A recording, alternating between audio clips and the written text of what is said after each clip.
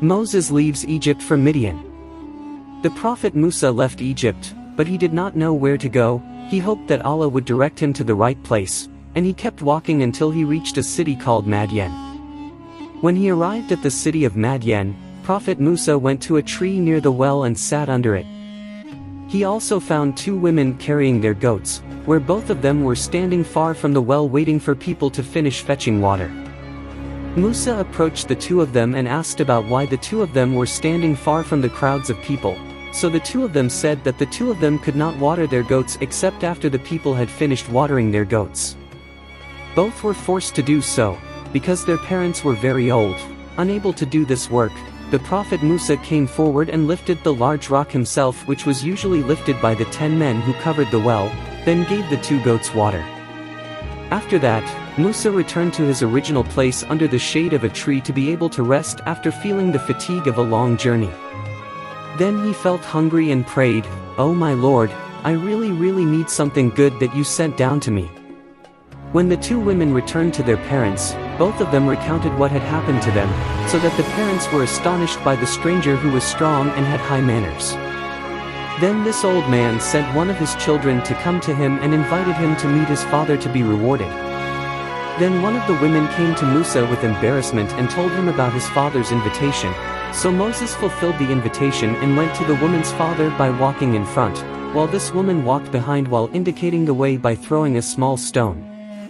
When he arrived at the old man's place, he asked Musa about his name and what happened to him. Musa also told him what happened, then the old man calmed him down. At that time, one of the two women asked his father to appoint Musa as a worker to help the two because of his strong and trustworthy condition. So the old man offered Musa to marry one of his daughters with a dowry, willing to work for him for 8 years or 10 years if Musa wanted. So Prophet Musa agreed to the offer, and married one of the women. He started herding goats for 10 years. After that, Musa wanted to go home to meet his family in Egypt, so the old man agreed and gave him provisions for his return trip to Egypt. The return of Moses to Egypt and appointment of him as a prophet. So Moses went to Egypt with his family, so that when they felt darkness, they sat down to rest so they could continue their journey again.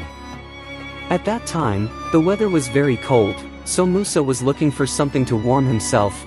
He saw a fire from afar, then asked his family to wait there so he could get something to warm himself. So Moses went to the fire with his staff.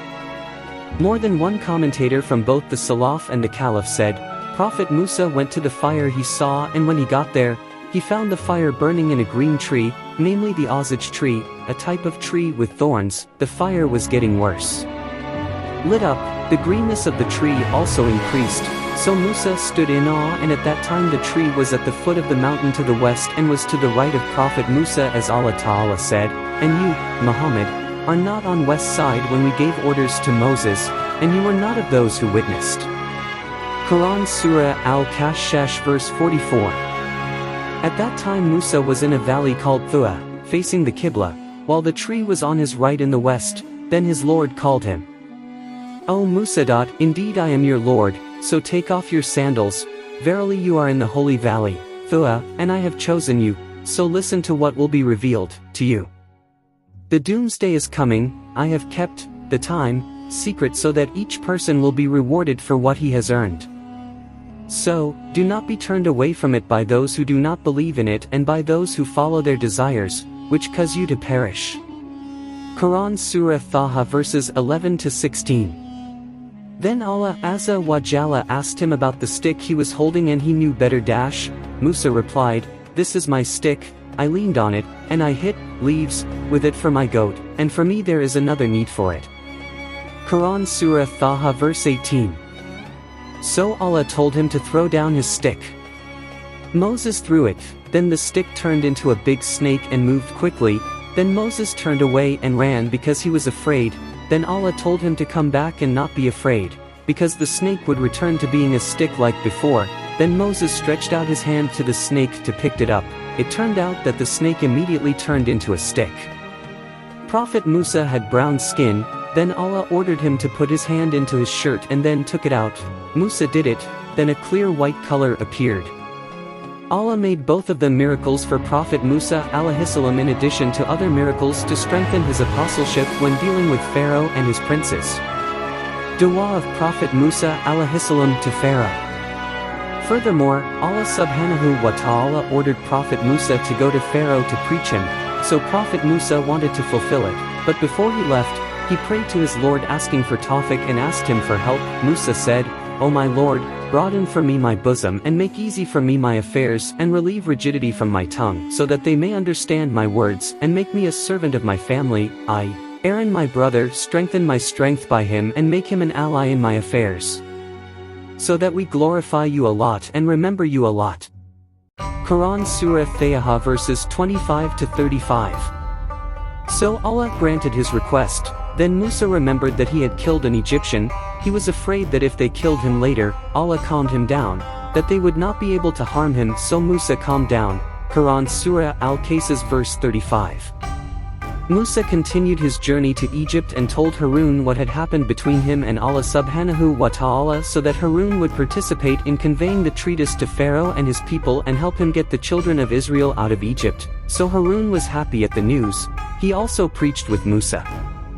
Pharaoh was a cruel and unjust to the children of Israel, so that Prophet Musa and Prophet Harun prayed to Allah to save them both from the persecution of Pharaoh. Then Allah Ta'ala said, reassuring the hearts of both of them, "Don't worry, both of you.